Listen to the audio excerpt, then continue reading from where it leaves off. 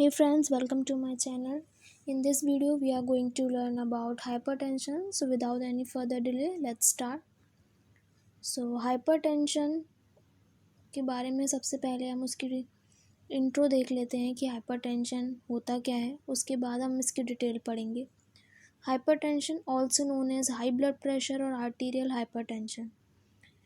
Hypertension को अगर आप कोई और नेम से पहचानना चाहें तो उसको हम हाई ब्लड प्रेशर और आर्टीरियल हाइपरटेंशन भी कहते हैं. This is a chronic medical condition in which blood pressure in the artery is elevated. Hypertension एक क्रोनिक मेडिकल कंडीशन है जिसमें आर्टरीज़ में जो ब्लड प्रेशर होता है वो बढ़ जाता है. अगर आपको बहुत शॉर्ट में एक डेफिनेशन लिखनी है तो आप ये लिख सकते हैं. Hypertension is also known as high blood pressure और arterial hypertension. It is a chronic medical condition in which blood pressure in the artery is elevated. Blood pressure are measured by two pressures which are systolic and diastolic pressure.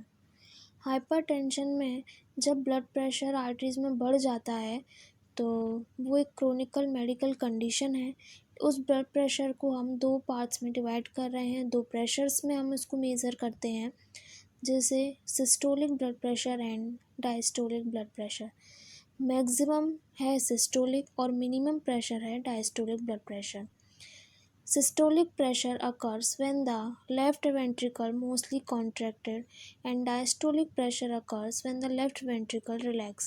Systolic pressure होता है जब left ventricle, heart के आपने 4 ventricle पढ़े होंगे, right auricle, right ventricle, left auricle, left ventricle. तो उस left ventricle जब कॉन्ट्रैक्ट होता है उस प्रेशर को हम कहते हैं सिस्टोलिक प्रेशर, और जब वो रिलैक्स्ड कंडीशन में होता है उसे हम कहते हैं diastolic pressure. Normal blood pressure at rest is within the range of 100 to 140 mmHg systolic and 60 to 90 mmHg diastolic.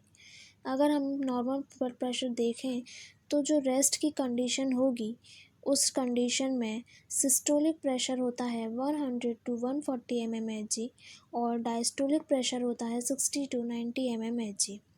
Hypertension occurs when the blood pressure is at or above 140 to 140 by 90 mmHg for adults. Different criteria for children's. ये तो एक normal range हमने आपको बताई 100 to 140 और 60 to 90 mmHg. अगर blood pressure इतनी range में है तो नॉर्मल है. लेकिन हाइपरटेंशन कब होगा, हम हाइपरटेंशन के बारे में पढ़ रहे हैं तो हाइपरटेंशन कब होगा. हाइपरटेंशन उस कंडीशन में होगा जब ब्लड प्रेशर या तो 140 बाई 90 mmHg पे कंटिन्यूसली रहेगा या फिर वो इससे ज़्यादा बढ़ जाएगा. उस कंडीशन को हम कहेंगे हाइपरटेंशन. ये एडल्ट्स के लिए है. जब हम चिल्ड्रंस में हाइपरटेंशन देखते हैं तो उसमें कुछ अलग क्राइटेरियाज होते हैं.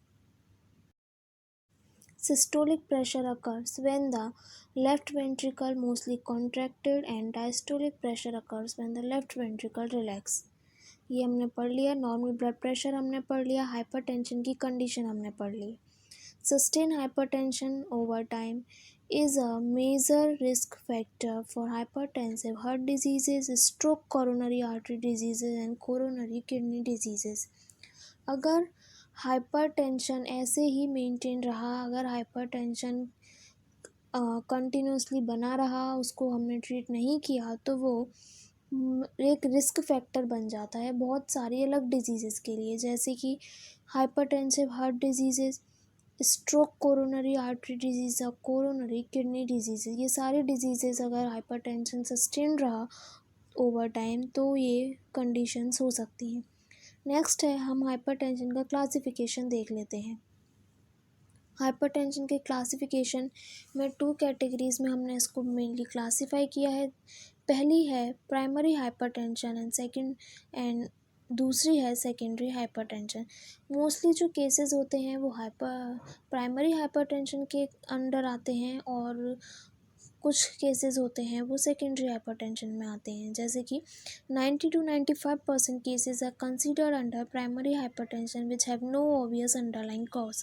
90 to 95% जो केसेस होते हैं वो हम प्राइमरी हाइपरटेंशन के अंडर कंसिडर करते हैं, क्योंकि उनका कोई ऑब्वियस कॉज नहीं होता है, मतलब कोई ऐसा कारण नहीं होता है जिसे हम कह सकें कि ये इसकी वजह से हाइपरटेंशन हुआ है।